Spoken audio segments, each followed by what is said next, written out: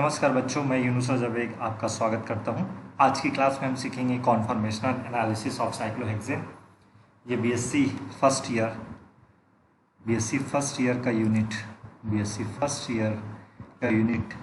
3 है, organic chemistry paper. चलिए, आज की क्लास में हमारे आउटकम क्या होंगे, लर्निंग आउटकम्स।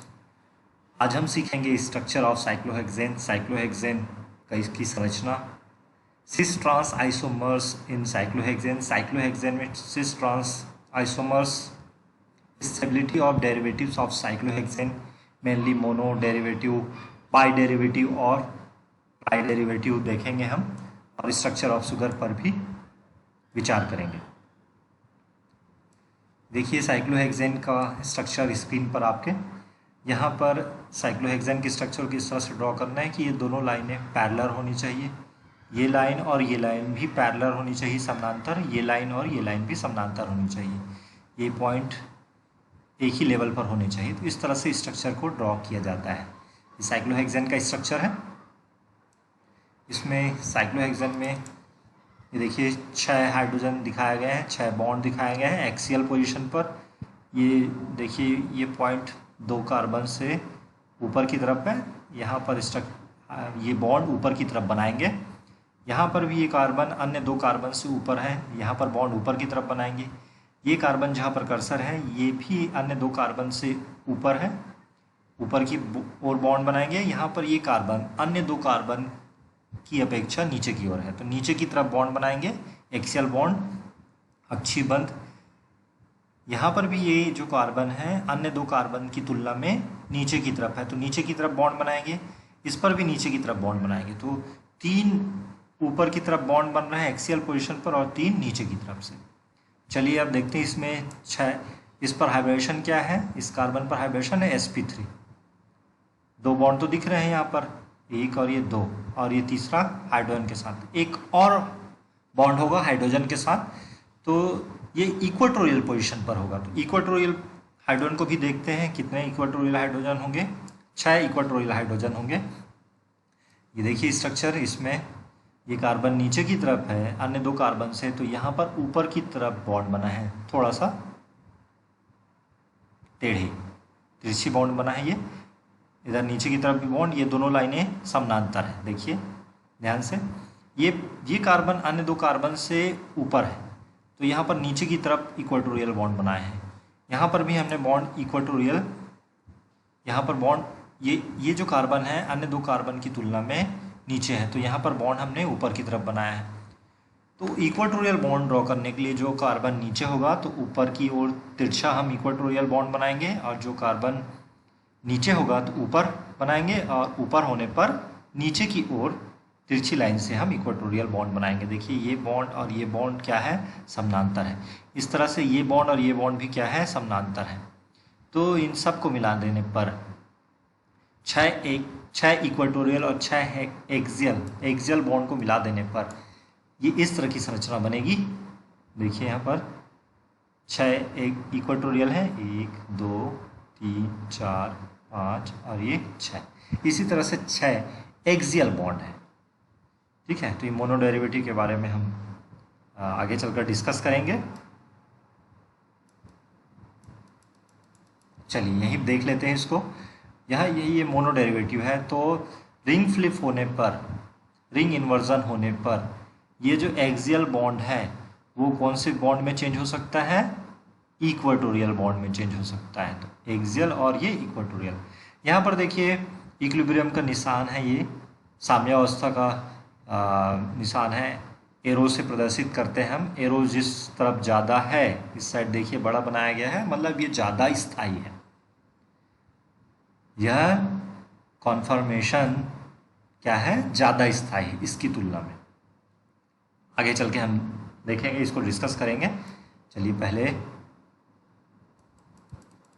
चलिए यहाँ देखते हैं एक्सियल पोजीशन पर यह जो ग्रुप है, ये इसको अगर नंबर 1 कहें, 1 2 और 3, तो 1-3 इंटरेक्शन है। और किस तरह का इंटरेक्शन है, किस तरह की अन्योन्य क्रिया है, रिपल्सिव अन्योन्य क्रिया है। प्रतिकर्षण हो रहा है यहाँ पर कोई ग्रुप रहेगा तो इस हाइड्रोजन के साथ क्या करेगा, प्रतिकर्षण करेगा। तो प्रतिकर्षण की वजह से यहाँ पर एक्सियल पोजीशन पर यदि कोई ग्रुप होता है सामान्यतः, तो वह अस्थायी होता है। इसलिए देखिए जो हमने ऊपर देखा था, एक्सियल पोजीशन पर ये अगर ग्रुप है तो यह अस्थायी है। स्थायी क्या है, इक्वाटोरियल पोजीशन पर, क्योंकि यहाँ पर इस तरह का प्रतिकर्षण क्या हो जाएगा, कम हो जाएगा।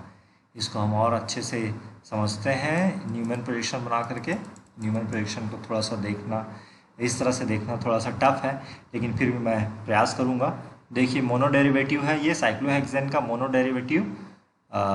यहाँ पर एक्स कोई ग्रुप है, तो देखिए 1 2 कार्बन 1 2, देखिए कार्बन 1 और 2 पीछे की तरफ है। मतलब हम कहाँ से देखेंगे, ये जहाँ पर कर्सर है यहाँ से देखेंगे हम सीधे, हमारी आँख यहाँ पर होगी और हम इस सीधी लाइन से देखेंगे। कहाँ से देखेंगे, 1 और 5 के बीच में से, 1 और 5 के बीच हमारी आँखें होंगी, ठीक है। 2 और 4 के बीच में भी हमारी आँखें होंगी यहाँ पर, इस पोजीशन पर, यहाँ से देख रहे हैं हम। तो देखने पर ये कौन, इस साइड अगर हम एक हेड ड्रॉ करेंगे तो ये समझ लीजिए राइट आई सामने की ओर है।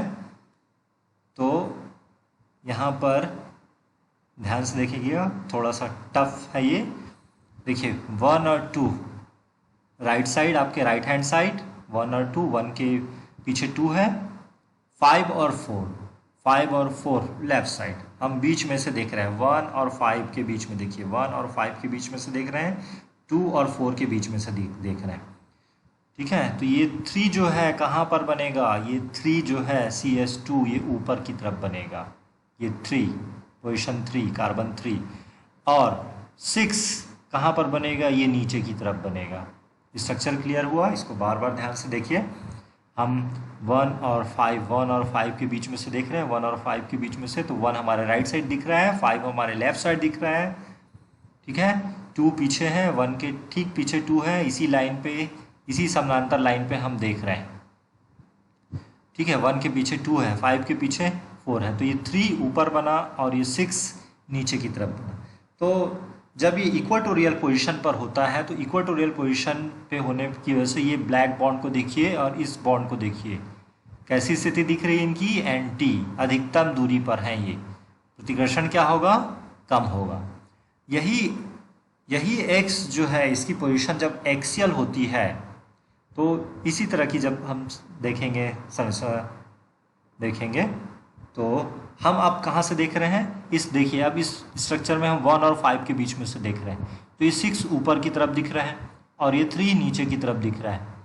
5 आंखों के सामने है हमारे, 1 आंखों के सामने हमारे, 1 के पीछे क्या है, 2 है, ठीक है। 1 और 5 के बीच में से देख रहे हैं हम, 1 के पीछे क्या है, 2 है, 5 के पीछे क्या है बेटा, 4 है। तो यहाँ पर 6 जो है ऊपर की तरफ देखिए, ये कार्बन 6 अन्य 2 कार्बन से ऊपर है और ये कार्बन 3 अन्य 2 कार्बन से नीचे की तरफ है। आपने देखा न्यूमैन प्रोजेक्शन, ध्यान से स्ट्रक्चर को देखेंगे तो आपको समझ में आएगा।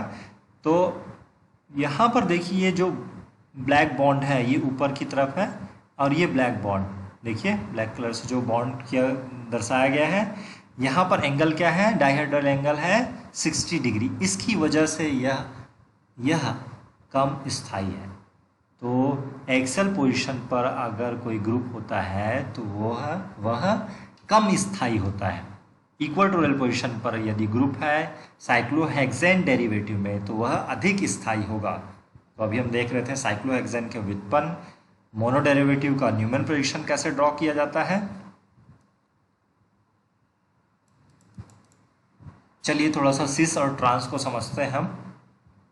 देखिए ये बॉन्ड को डार्क किया गया है, OH बॉन्ड को, कार्बन और OH के बीच का बॉन्ड डार्क किया गया है, मतलब ये हमारी आंखों के सामने है और दोनों सेम साइड में है।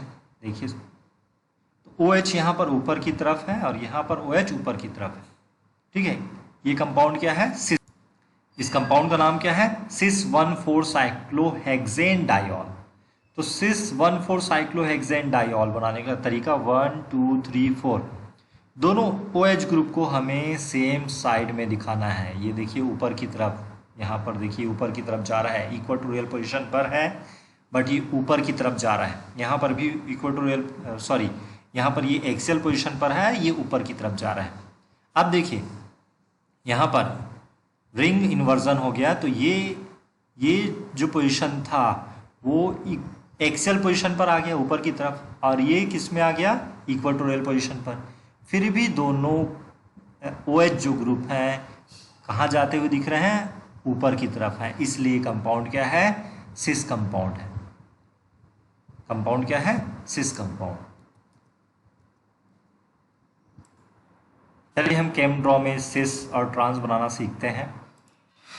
देखिए ये साइक्लोहेक्सेन मैंने ड्रॉ किया, ये देखिए यहाँ पर एक ग्रुप है, कौन सी पोजीशन पर है, ये एक्सियल पोजीशन पर है। यदि मैं यहाँ पर एक्सियल पोजीशन पे ग्रुप बनाऊँ, कोई ग्रुप अटैच करूँ साइक्लोहेक्सेन पर, दोनों एक्सियल पोजीशन पर हैं, 1 और 3 एक्सियल पोजीशन पर हैं, तो ये कंपाउंड क्या होगा, ये कंपाउंड सिस होगा, दोनों ऊपर की तरफ है। मैंने बताया था ये कार्बन पर हमें एक्सियल बॉन्ड कैसे बनाना है, ऊपर की तरफ, क्योंकि ये जो कार्बन है अपने से अन्य दो कार्बन से ऊपर की तरफ है, तो ऊपर की तरफ एक्सियल बॉन्ड बनेगा। अगर मैं इस पे इक्वेटोरियल बॉन्ड ड्रॉ करूँ तो इक्वेटोरियल बॉन्ड कैसे ड्रॉ करेंगे, देखिए ये कार्बन ऊपर की तरफ है तो इक्वेटोरियल बॉन्ड नीचे की तरफ ड्रॉ करेंगे तिरछे।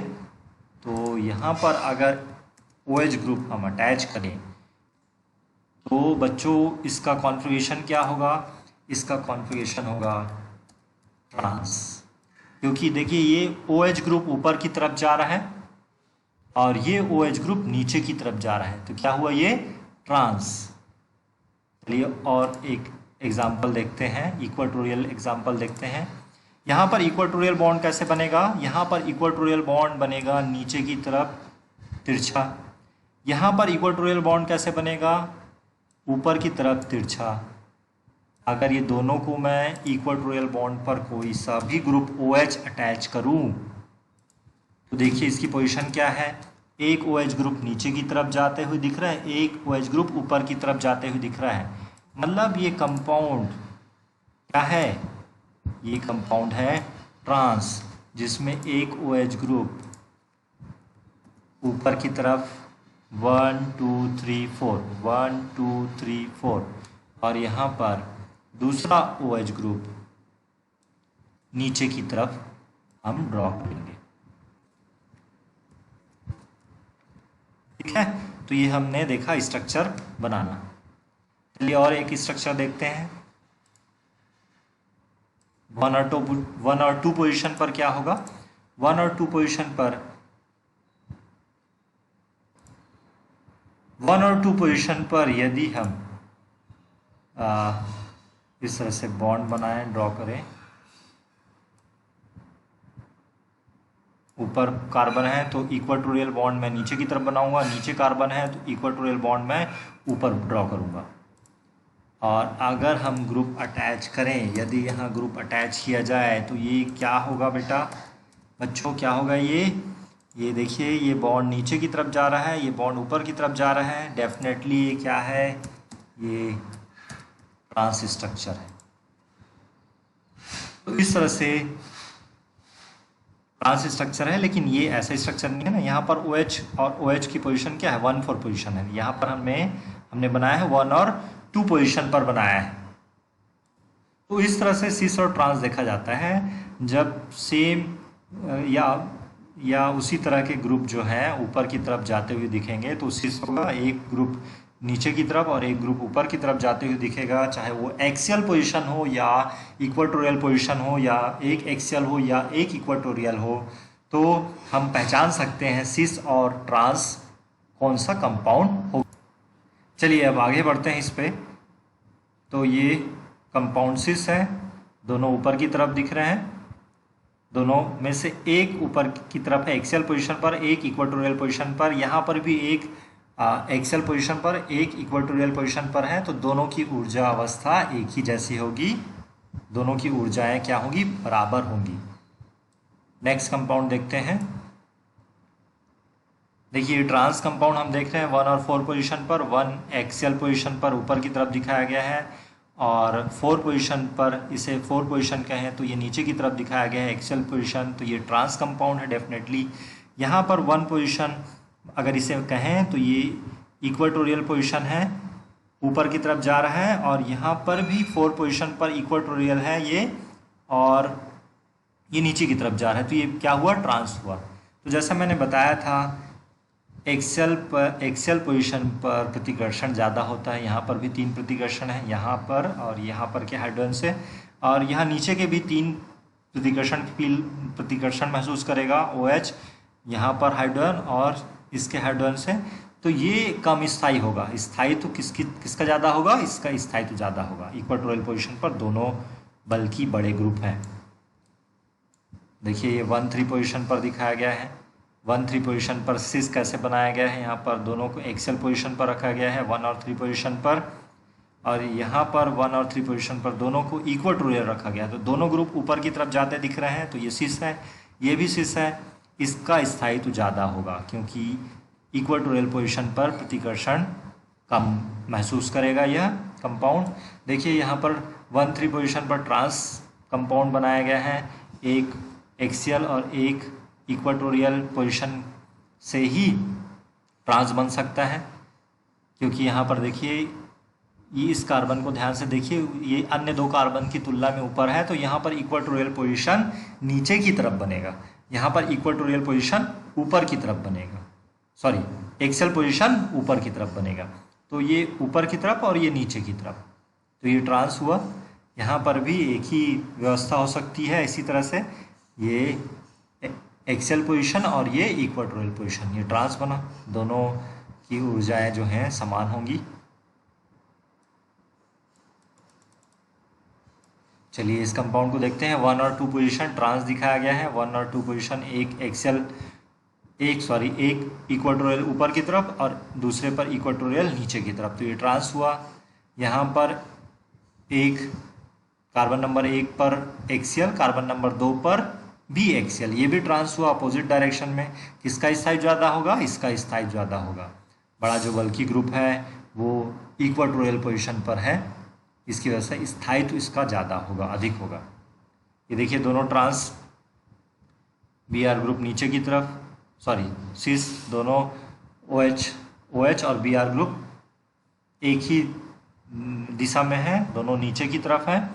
यहाँ पर Br भी नीचे की तरफ, OH भी नीचे की तरफ, तो ये कंपाउंड क्या हुआ, सिस कंपाउंड हुआ। ये देखिए यहाँ पर इक्वेटोरियल पोजीशन पर OH, एक्सियल पोजीशन पर Br बड़ा समूह है, इसलिए एक्सियल पोजीशन पर ज़्यादा रिपल्सन होगा, इसलिए यह कम स्थायी है। देखिए एरो का निशान इधर, एरो इधर ज़्यादा बड़ा है, तीर इधर ज़्यादा बड़ा है, तो यह ज़्यादा स्थायी। इसी तरह से आइसोमेंथॉल देखिए, आइसोप्रोपाइल ग्रुप और मेथाइल ग्रुप सेम डायरेक्शन पे हैं, ऊपर की तरफ 1, 2, 3, 4 पोजीशन पर। देखिए यहाँ पर मेथाइल ग्रुप और आइसोप्रोपाइल ग्रुप ऊपर के डायरेक्शन में है, देखिए ऊपर जा रहा है, ये भी एक्सियल पोजीशन पर होते हुए भी ऊपर की तरफ ड्रॉ किया गया है, ये सिस है आपस में, और ये OH जो है इन दोनों से ट्रांस पोजीशन पर है, अपोजिट डायरेक्शन में, ट्रांस मतलब अपोजिट डायरेक्शन में। तो बल्कि ग्रुप इक्वेटोरियल पोजीशन पर है यहाँ पर, इसलिए यह संरचना ज़्यादा स्थायी होगा।